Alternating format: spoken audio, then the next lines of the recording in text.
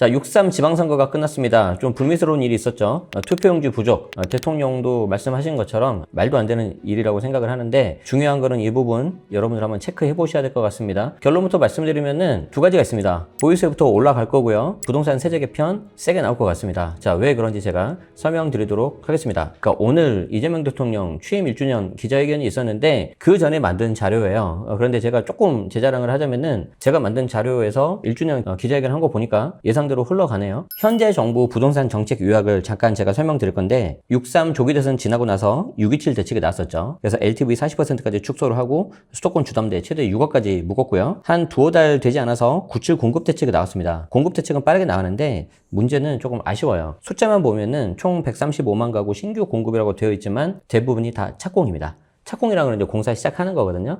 여기서 이제 보통 3년, 4년 정도 있어야지 입주가 되는 거기 때문에 18년도 정도에 착공이 시작된다면은 31년, 32년 정도에 들어갈 것 같다. 그러면 사실 쉽지가 않죠. 자, 그리고 나서 여러분들이 정말 중요하게 봐야 되는 게 바로 15 대책입니다. 서울 전체 그리고 경기도 12개 지역 3중 규제 지역으로 묶어버렸죠. 토호제, 투과, 조정대상 지역. 뒤에 말씀드리겠지만 신규 규제 지역 지정하는 거 나올 가능성이 매우 높고요. 기존에 있었던 거 해제하는 거 가능성 매우 낮습니다. 그 뒤로 26년 올해 212 대책이 나왔고 그 다음 49 그리고 512 대책으로 연속해서 이어지는데 여러분 보세요. 대부분 다 뭐예요? 수요 억제 정책입니다. 그래서 현재 정부의 스탠스가 어떤지 아시겠죠? 자, 그래서 전형적인 수요 억제 정책이다. 앞으로도 계속되지 않을까? 이런 식으로 저는 생각을 좀 하고 있는데 아까 말씀드린 것처럼 정말 있어서는 안 되는 초유의 투표용지 부족 사태가 발생을 했어요. 상식적인 수준에서 이건 말도 안 되는 그런 겁니다. 어쨌든 그런 부분을 좀 감안하면서 향후에 나오는 정책이 어떤 식으로 될지 오히려 저는 강공으로 가지 않을까 그렇게 생각한다고 말씀드렸습니다. 현 정부에서는 어떻게 해서든지 수요 억제와 공급 증가 동시에 진행하려고 할 겁니다. 저희는 수요 억제 정책을 좀 중심으로 제가 좀 말씀을 드릴 거예요. 자, 수요 억제 정책은 단기 효과는 있지만 부작용 발생 가능성이 매우 높습니다. 보유세 증가가 제가 첫 번째로 나올 거라고 예상을 했죠. 그런데 오늘 기자회견 보니까 역시 예상대로 될 것 같아요. 다른 나라에 비해서 보유세가 좀 낮은 수준이라고 했는데 아쉽습니다. 왜 그러냐면은 다른 나라와 비교를 한다면은 취득세, 양도세도 같이 비교를 해야 됩니다. 근데 취득세, 양도세 부분은 너무 높죠. 자, 그리고 등록임대주택 세제 혜택 축소를 해서 결국에는 등록임대주택 말소된 매물 시장에 나오도록 유도할 겁니다. 현재 수요 억제 정책을 공급 대책으로 이렇게 보완하려고 하는 거예요. 한계는 있겠지만. 그리고 비거주 1주택자에 대해서도 규제가 들어가서 비거주 1주택자 매물마저도 좀 유도하려는 그런 식으로 좀 나올 것 같고 물론 동시에 뭐 단기적으로는 소형주택, 다주택 매물 유도, 중장기적으로는 기존 공급 대책 추진, 정비 사업에 있어서도 민간 위주로 좀 이렇게 하는 방향이 나올 것 같긴 한데 사실 공급 대책에 대해서는 제가 좀 약간 퀘스천이긴 합니다. 자, 그래서 우리가 여러분들 아시겠지만 부동산 세금은 취득 단계 보유 단계, 양도 단계 이렇게 세 가지가 있는데 취득 단계, 양도 단계는 이미 올라갈 대로 올라가 있어요. 남아있는 거는 보유수밖에 없어요. 그래서 사실 이것마저 올려버리면은 우리가 흔히 말하는 뭐 문재인 정부 시즌2 아니냐 이렇게 생각을 하셔서 설마 이렇게 강공으로 가겠냐라고 했지만 그 길을 가고 있는 것 같습니다. 자, 재산세하고 종부세 두 가지가 있고요. 보유 단계에서 내가 내야 되는 주택임대소득, 우리 지난 영상에서 제가 설명드렸는데 그 주택임대소득도 절세 사각지대가 계속해서 없어지고 있다고 했었죠. 그러면 그 부분에 있어서도 앞으로 과세가 많이 늘어날 거고 오늘 대통령이 기자회견에서 아예 이렇게 메시지를 줬죠. 전세가 사라지는 게 정상화 과정이다. 그 전세 수요가 전부 다 이제 월세로 가는 건데 그게 이제 맞고 틀리고는 떠나서 임차인 입장에서는 주거 비용이 굉장히 좀 많이 늘어날 것 같고요. 임대인 입장에서도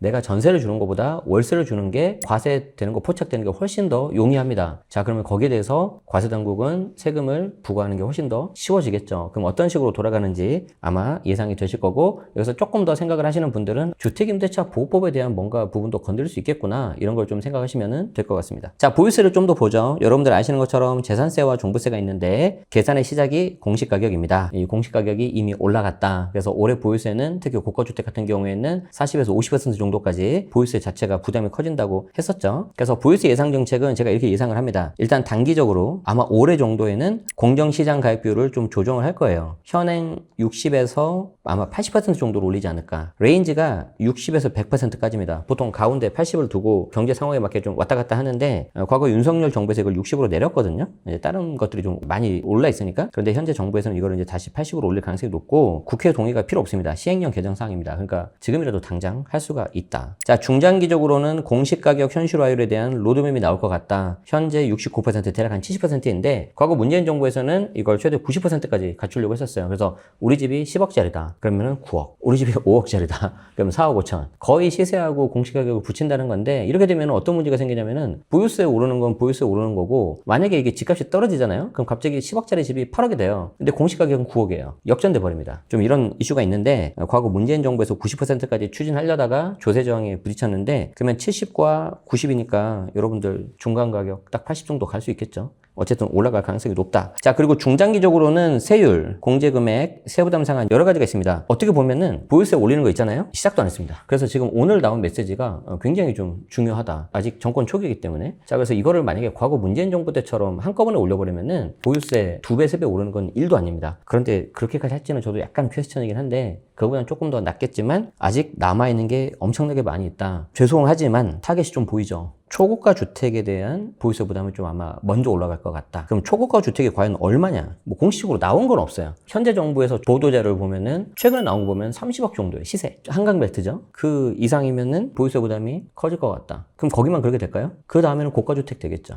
중고가, 중저가 이렇게 계속 가겠죠. 아마 그런 식으로 로드맵이 나올 가능성이 매우 높다. 초고가 주택 같은 경우에는 25년도 대비 최소 2배 이상의 보유세 부담이 커질 것 같습니다. 물론 올해 2026년도에는 대략 한 1.5배 정도 될 거예요. 그런데 이 세부담 상한이라는 게 계산 방식이 좀 복잡한데 거기에 대해서 좀 올라가 있는 상태에서 내년에 또 다시 계산하는 거거든요. 단순히 1.5, 1.5만 올라도 2.25가 되는데 세부담 상한까지 고려한다면 내년에는 25년 대비 2.5배, 3배 정도 올라갈 수도 있습니다. 자, 그리고 그 다음에 예상할 수 있는 정책이 뭐냐면은 기존 매물을 계속해서 시장에 나오게 유도하는 정책이 계속 나올 겁니다. 그래서 방금 전에 말씀드린 것처럼 초고가 주택 그리고 현재 3주택 이상은 과표 12억이 넘으면 종부세 중과가 들어가는데 여기에 대해서도 보유세가 좀 강화가 돼서 매물이 좀 나오게 할 것 같다. 다만 문재인 정부만큼은 아니고 저는 점진적으로 증가를 좀 예상하고 있고요. 그 다음 타겟이 저는 주택임대 사업자라고 생각을 합니다. 현재 저도 주택임대 사업자인데 마음의 준비를 하고 있어요.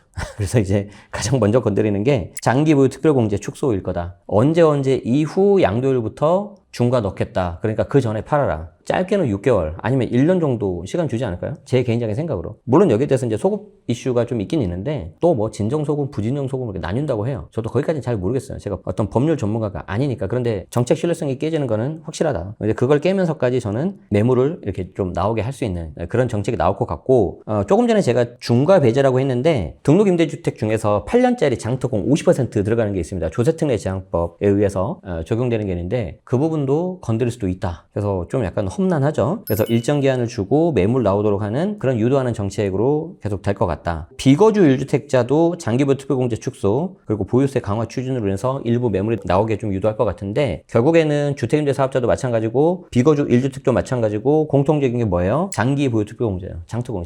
그래서 이게 양도세 부분에서는 핵심이 될 거다. 우리 지난 영상에서 제가 연달아서 한 두세 번 정도 설명드렸었죠. 그래서 장기보유 특별공제에 있어서는 현재 올라와 있는 법안이 좀 약간 과하다. 이 부분에 대해서 그대로 통과될 것 같지는 않다. 그리고 비거주 1주택자 같은 경우에는 설령 나온다 하더라도 그 효과가 좀 적거나 아니면 예외사유가 나오거나 아니면 내가 안 되면 들어가서 하면 되기 때문에 좀 여러 가지로 좀 생각해 보시라고 했는데 그 부분을 생각하시면서 좀 침착하게 대응하시면 좋을 것 같습니다. 여기서 이제 여러분들이 많이 좀 여쭤보는 게 이거예요. 이제 선거 끝났는데 지방선거 이후에 부동산 판세가 어떻게 될 거냐.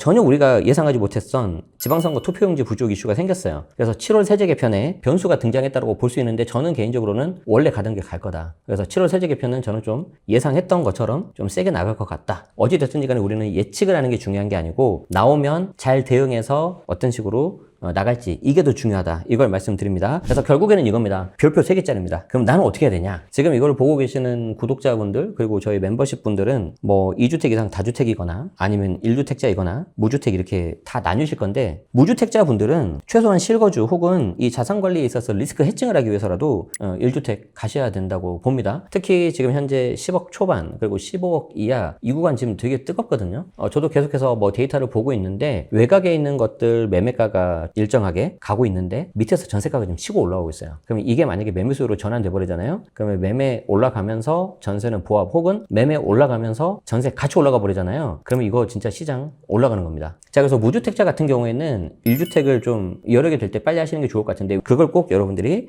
아셔야 된다. 자, 그러면 이 무주택자들이 잡을 수 있는 물건은 뭐가 있냐? 아까 말씀드린 것처럼 다주택 혹은 비거주 1주택에서 매물이 일부 나올 거예요. 그런데 다주택자 같은 경우에는 이미 양도세 중과가 들어가 버리잖아요. 세금이 너무 많이 나와요. 세금이 너무 많이 나오니까 이거 함부로 못 판단 말이에요. 함부로 못 파니까 정부에서 지금 보유세를 올리려고 하는 거죠. 자, 그럼 여기서 이제 아주 고민을 많이 하셔야 될 겁니다. 내가 보유세를 계속 두드려 맞다가 양도세 중과까지 맞아버린다? 그럼 이제 최악의 경우에, 다주택자 같은 경우에. 그러면은 내가 보유세를 맞기 전에 양도세라도 하나만 맞고 내가 팔겠다. 이런 사람들이 나올 거고, 아니면은, 야, 이제 역시 예상대로 둘 다 올리는구나. 그럼 빨리 우리 증여하자. 이렇게 갈 수 있습니다. 왜? 증여는 양도세 중과하고 상관없거든요. 그렇기 때문에 증여로 가면은 시장의 매물은 더 잠길 거다. 자, 그러면은 이 무주택자들이 누구 걸 봐야 돼요? 이제 그러면은 1주택자를 봐야 되는데, 저 같은 경우는 어지간하면 비거주 1주택자는 아주 못난이가 아니면 갖고 있자라고 했잖아요. 그런데 이 중에서도 일부는 팝니다. 왜? 뭐 예를 들어서 주담대를 너무 많이 받았어. 근데 금리 지금 오를 것 같거든요. 이게 너무 부담되는 거죠.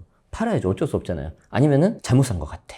나 이거 차라리 털고 다른 거 갈아타야 될 것 같아. 그러면 그 터는 물건 있죠. 아니면 부담되는 물건 있죠. 그걸 아마 무주택자가 매수해야 될 수도 있습니다. 이해되시죠? 그러니까 이 세 가지가 다 유기적으로 연계되어 있는 거예요. 그래서 꼭 이것들을 보시면서 여러분들이 내가 무주택이니까 나는 세금 정책 몰라도 되겠지라고 생각하시면 큰 오산입니다. 잘 보셔야 되고요. 오히려 무주택자한테는 기회가 될 수 있다. 그러니까 내 집 마련 하시면은 거기에 대해서 오는 좀 만족도도 있고, 환율도 지금 너무 올라가고 있고, 아마 지금 오늘 촬영하고 있는 날이 뭐 블랙 먼데이라고 해서 좀 굉장히 많이 좀 안 좋아지는 그런 상황일 건데, 주식을 하시든 부동산을 하시든 지금은 좀 안전하게 가시는 게 좋을 것 같다. 그 중에 하나가 실거주를 제공할 수 있는 내 집 마련이지 않을까 이 생각을 합니다. 도움 되셨다면 좋아요, 구독 부탁드리겠습니다. 고맙습니다.